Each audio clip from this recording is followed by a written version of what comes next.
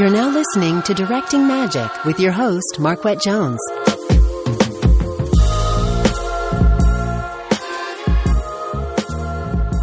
Hello, and welcome back to the Directing Magic podcast. I am getting out of my comfort zone today and talking to someone who's not a director or producer. I'm talking to a cinematographer. Yay! Yay! So please, everybody welcome Natalie Kingston, who is a New Orleans-based cinematographer. Hi, Natalie. Hi, thanks for having me. Thank you so much for agreeing to come on the show. Natalie, like I said before, she is based out of New Orleans. She just shot a feature called The Lost BAYOU. And I guess we'll start there. Well, no, let's back up. Let's back up and say, how did you know that you wanted to be a cinematographer? Well, it's not something that I knew like right off the bat. You know, I knew from a pretty early age that I wanted to be a filmmaker. Mm-hmm. One of my first jobs on set as a camera assistant, then I kind of realized what a cinematographer was and what their, job entailed. And I was like, oh, wow, yeah, that's exactly what I want to do. I love the idea of being in charge of creating the look of a film. With the camera and with light and with color and composition. And that really excited me. So it was kind of, until I really just saw that behind the scenes process of what the cinematographer did. And that's when I knew that was the direction that I wanted to go. How far into, I guess, your education did that happen? So that was after college. Okay. So I didn't go to film school. I went to college for mass communications, and the college that I went to, that was like the closest thing I could find at the time to film, but it was more kind of, broadcast television, a couple film classes, some radio stuff, writing, a lot of like kind of geared for like TV and news. Mm-hmm. So I really didn't, learn about it there. So I would say, and then shortly after college, my path is really winding. It was just kind of went a lot of different directions before it narrowed into cinematography. So I had no clue how to get into the film industry, especially being in South Louisiana. We really didn't have an industry back then. So just, out of college, I just took a random like retail management job just so I could pay the bills and figure out what the hell I wanted to do and how to make this film thing work. Then ended up working at a TV station when I couldn't stand retail management anymore. And I'm like, okay, well, this could be a way at least into production. Sure. But my only way in to the TV station was in sales. But I was like, okay, well, I can at least just get my foot in the door and then, and try to like weasel my way into production somehow and get like behind the camera. Gotcha. And that's what happened because I was a horrible salesperson and didn't make one sale. And I would just like sit in the back every day with the production guys and just watch them edit and watch them shoot. And I made it a known fact that that's where I wanted to be. So finally they allowed me to switch into production. And I kind of consider that period in time my film school. It was such a small TV station, a little local TV station in South Louisiana. And they just kind of gave me this TV show that I got to run, and I got to shoot and direct and edit and write it, and kind of like one woman band running around. Although I did have a host, so she was there with me, but it's kind of documentary style, like just Travel Channel-esque. Went around like and fun. found it was a blast, yeah. And we had all the creative freedom in the world. They really didn't care what we did. So we just got to run around and find interesting people and places and interview them and like do these little segments. So around the time I was there for about 2 years, and towards the end of that job is when the tax incentives came about in Louisiana. So we started to get an influx of productions, and an actual industry was sort of forming. So that's when I was able to get on my first set as a camera assistant. And so that's kind of how it happened. And yeah. So for your, so what, I mean, I was curious about, because you're in New Orleans, and a lot of people hear about the tax incentives that were created and kind of really galvanized the film industry in that area. Are you finding that things are changing again now that the tax incentives have changed in the area? Yeah. In fact, this year, 2018, has been busier than ever. Especially in New Orleans, because they changed them, and then I don't know all the technicalities of, like, you know, the numbers and stuff, but I know, like, there was a change a few years ago where they put a cap, and then there was a change, I think, where I don't know if they eliminated the cap completely, and I'm not the best person to talk to about all of that, but I know, like, it changed for the better. So I guess the cap was raised or something. So yeah, as of this year, it's been an influx of more TV shows and films and stuff coming. Are you working on any TV shows in the area? I'm not. Nope, not right now. So, but you have, and I'm totally leading the question towards Queen Sugar. You worked on Queen Sugar before in the camera department, or what was your position? Yeah, I went and day played as a camera operator. So yeah, I did that I wasn't on there for a whole season. It was just, you know, day playing. But yeah, it was a really, really cool set to be on. I'm friends with Kira Kelly, the DP, or one of the DPs. I believe there's two. And Stephen Parker was the other camera operator, which is how we got connected. Stephen Parker is my buddy. I really appreciate him. Yeah, he's awesome. Yeah. He's great. So moving right along and right back to Lost Bayou, that was one of the finalists for the Hometown Heroes rally that Cinematographer did with the Duplass brothers. Yeah. I watched some of your videos. I'm like, I don't know what their movie's going to look like, but they look like they all really, really like each other. And that is a great set to be on. Yeah, absolutely. It totally was. I think that was one of the best things about the production of Lost Bayou, and the crew was phenomenal. We were lucky and ended up with the core of us who kind of, you know, started this, we're all just, you know, been friends for a while, and but then even everyone else, just down to the PAs, everyone was just so positive and, you know, just excited to come to set every day. And it was pretty brutal conditions. We had a very uncharacteristically freezing winter this past year. We had like 2 snow days during production, and then it's so unheard of for South Louisiana. Right. But everybody just, you know, pushed through, and yeah, it was a wonderful experience. Did that change the look of the film?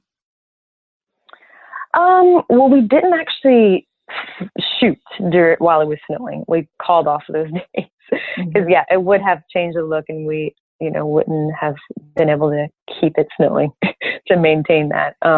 But we specifically wanted it to look like winter in terms of it being very dead and brown and dry, and the trees being bare.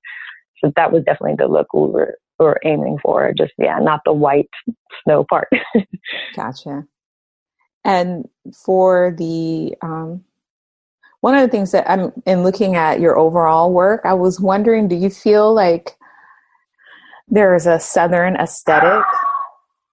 Yeah, I think, oh, yeah, go ahead. No, it's fine. If you get the question, please answer. I can keep going. But Yeah, no, keep going if you want to expound. Well, No, I just want to hear what you think about that as someone who is creating visuals out of that area, whether or not you think there's something unique or special about the stories that you guys are telling, but also just the look of the stories that are coming out of New Orleans and the South in general. Yeah, I mean, I think that there is for sure, and I think just being, originally just born and raised in South Louisiana in this environment, and we had everywhere has its own unique light, and ours is very specific. And with the humidity, there's a thickness in the air. So I think that definitely comes across in my work. I don't know, I don't know how to articulate it, but I think it's just embedded in there just because that's definitely just my environment has definitely shaped my perspective for sure. I think it does every artist, but yeah, I'm sure that comes across somehow. And I can't put into words maybe exactly what those things are like visually. Maybe somebody else could point it out. But yeah, I mean, I think that's just like in the kind of DNA of my work. It's just ingrained in there. I think it's something, and that's what makes, I think, every artist interesting and special is just the stuff that they bring from their culture and from the place that they're from and their experiences in life. Yeah, I mean, I guess like when I was, I don't know. I feel like when I saw a lot of let's just take your reel, for example, it reminded me, and I hope this isn't offensive in any kind of way, but it reminded me of the Mudbound movie with Rachel Morrison. And so I just was thinking, like, what is it that makes that area feel so different from everywhere else that we see shot story-wise? And one, it looks and feels, when I look at it, sweaty. Yeah.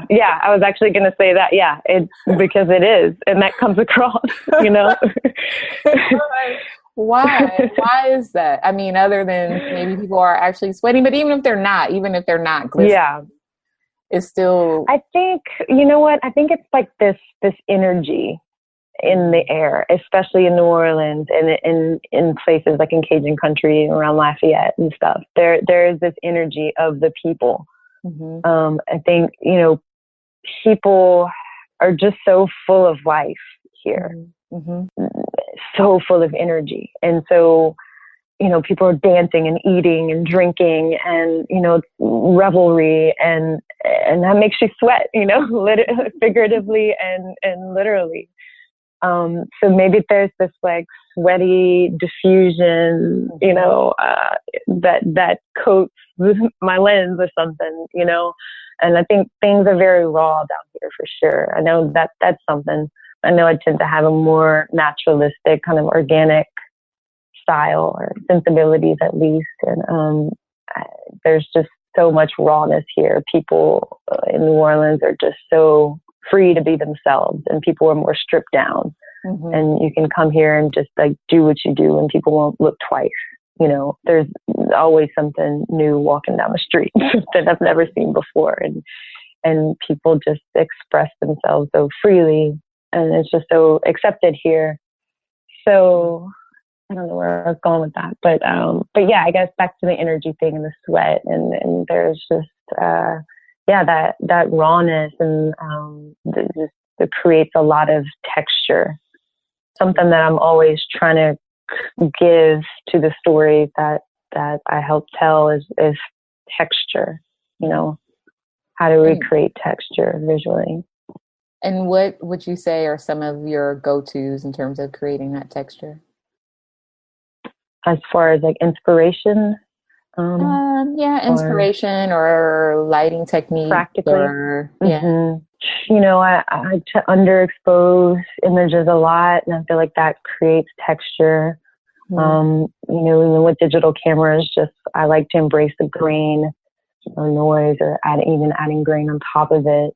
A lot of times just adding always, working closely with production designers, because that's such a huge part of cinematography, is where you point your camera.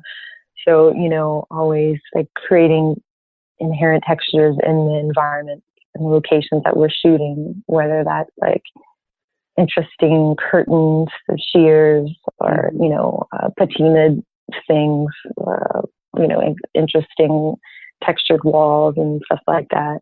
Or maybe it's not so literal, and maybe it's just the focal length that we're using. Maybe one certain focal length that we choose as opposed to another makes you feel texture a little more. You know what I'm saying? And maybe if we use a wider lens physically closer to an actor, what that does and how that creates a sense of you as the audience member physically being closer to that character, and how that allows the audience to kind of feel that person a little more, if that makes sense.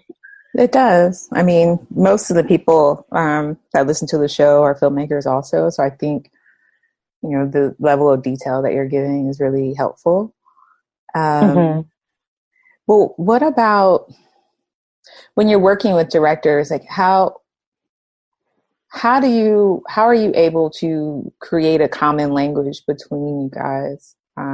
Yeah, that's a great question, because it's one of my favorite parts of the process is creating that visual language with a director, and it really takes, if it's a new relationship with a director, someone I haven't worked with before, it's first of all just like becoming friends, getting to know each other.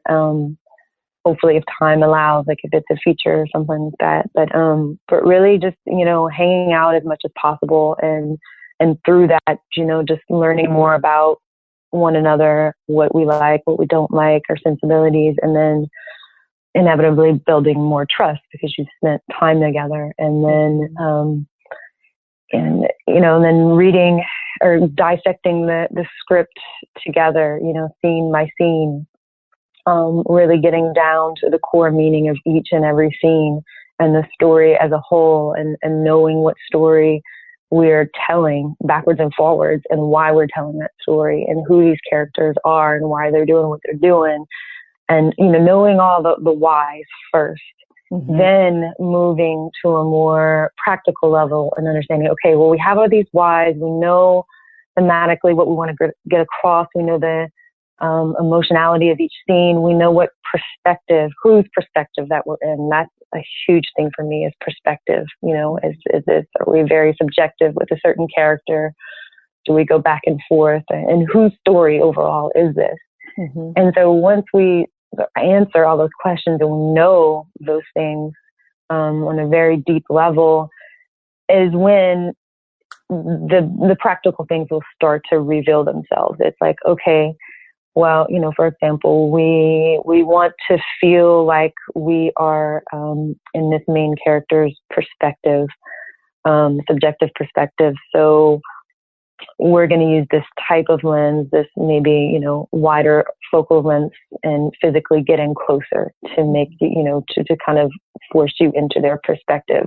And then that's just an arbitrary example. Or we'll use certain colors to express certain moods and emotions. And we'll change up the colors in different scenes, or a certain type of expressionistic lighting to convey a certain mood. Or, are we handheld? Are we on dolly? Or do we go back and forth? And so all of the, the questions you ask, or you answer the why questions, then you can figure out the how. So yeah, and that's my favorite process, because we have all these amazing tools. There's so many different paintbrushes, if you will, from cameras to lenses to types of, light and so many things, type of camera movement. And it's all very exciting, but at the end of the day, we don't know why we're using these things, and it doesn't matter. We just use them, Yeah. So I like to have a reason for every everything that we do. So, that part of the process is probably the most important for me. But that whole discovery and journey with a director is so much fun, especially when you're really in sync and you challenge one another and you're thinking outside the box, and you just pushing, and then you find that language and you're like, yes, this is it. And then it keeps evolving on set, and going to places that you couldn't have imagined. And I mean, that's the magic of filmmaking to me. Yeah, I 100% agree. As far as directors go, is there any dream director that you would want to work with one day? Oh yeah, there are a lot. Darren Aronofsky is one of my favorites of all time. So really? Yeah. Huh. Why? That would be a dream. What do you like about him? There's always a very strong sense of perspective in his films. Mm-hmm. I mean, think about it, from Requiem for a Dream, The Wrestler, Black Swan, like their Mother, all very grounded in perspective and all character driven. And that's my favorite thing, is character driven films. But they're all grounded in reality, but have this sense of surrealness, or, there's always some kind of allegory or, visual metaphors. Mm-hmm. And a lot of times they're psychological, and I just love those things. And he's always doing something different, unique, Mm-hmm. So yeah, I really like him. Also, I really love Denis Villeneuve. Mm-hmm. Really love how elegant. That's the Blade Runner guy, right? Yeah, although I did not love Blade Runner. It wasn't that wasn't a favorite of mine of his. What? Yeah, I mean, aside from the visual spectacle of it. Well, yeah, that's why I'm saying I'm shocked, because you're a cinematographer saying it was too much of that, I guess. No, it wasn't necessarily too much of it. It just kind of got a little convoluted for me, and it was just like so much. No, I think it was absolutely stunning. I'm so glad Deakins finally won his Oscar, and much deserved. But yeah, I think that definitely wasn't a favorite of mine. I think who else? Those are the two that come to mind immediately. I'm a David Fincher fan. I like his films as well. I could probably go on and on, but I'll stop there. That gives me a really good idea. I think I'm not surprised about Darren Aronofsky, but I am surprised about David Fincher, because I don't know. I mean, anyway, that's my own personal his stuff is like you spoke about the surrealness of it. I personally think he takes that a little far and away from being empathetic as a creator. So I don't know. Mm-hmm. Anyway, yeah. So cool. Mm-hmm. So that's interesting. So when you're first meeting with meeting about a project, like, what is your first couple of things that you do to prepare for, let's say, the first meeting with a director? Or yeah. And I know, like, I've signed on to shoot the project. It's not like okay. Yeah, so I like to read the script. A lot of times it takes me a while for a story to really set in. It takes me a long time to read scripts. It's kind of a hard thing to read, Mm-hmm. And the first time is usually just like, okay, read it. I don't try to think of things like how I'm going to do things. Even the second time, I just like to see like the heart of the story, like what is going on here. Then maybe by the third or fourth time, things start to kind of bubble up. It's like, okay, maybe, very abstract ideas of things I could potentially do visually. Mm-hmm. So yeah, I like to read it a bunch of times before the first meeting, and then continue reading it because you always find something new every time you read it. But I really like to, I don't like to really, unless it's requested, but I don't really like to go into a meeting with a full-on prepared, lookbook or, here's how I'm going to do it. Because I'm such a firm believer in collaboration, and this is a director's movie, ultimately, right? So I really need to hear from the director, why do you want to make this film? What is, again, back to those questions, like whose perspective are we in, and how do you want to tell this story? And not necessarily in a technical way, and they don't have to have all the answers, but just really understanding this story and the script through their eyes or their perspective. What if you meet with a director that doesn't know what they want? Yeah, it happens. Not saying it's me. I'm just. Yeah, I think there are like from my experience, like two kinds of like not knowing what you want, and there's a good one and a bad one. At least from my perspective as a cinematographer, or a fun one and not so fun one. But I think it's okay to not know exactly what you want in terms of like, okay, I know, what specific lenses that we want to use, or I know that we want to, be handheld, or, you don't have to have everything figured out to a T. But I think you have to know your story. You have to understand like, the tone, of course, and the mood you're trying to create, and even in a very abstract way, like visually what you're trying to say, what you're trying to get across. And I think you have to know it that way. And you have to know when something isn't working. And I think that's the most frustrating part for me, and I think for most cinematographers, is when, like, if you're just kind of like left to your own devices and like, yeah, everything's just great. Yeah, this is great. This is great. Yeah, okay, looks good.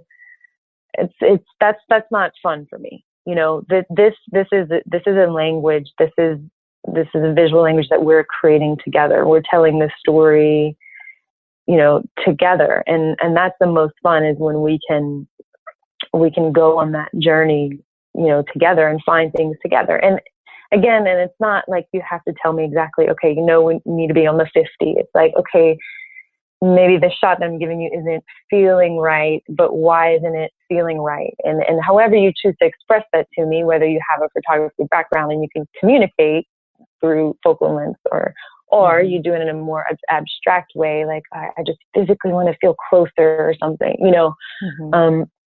does that make sense? I think, yeah. So that's kind of like, it's just, I think it's the most frustrating when you just have no clue and you're just like expecting me just to like point the camera and just like, just there's no kind of rhyme or reason. I'm just like guessing, and because there's no way everything can just work well all the time, And I know that you've worked in the camera department on some documentary work as well. So you have a favorite documentary shoot that you've worked on? Yeah. So actually I recently shot one that's called Bathtubs over Broadway. And it's premiering at Tribeca this year.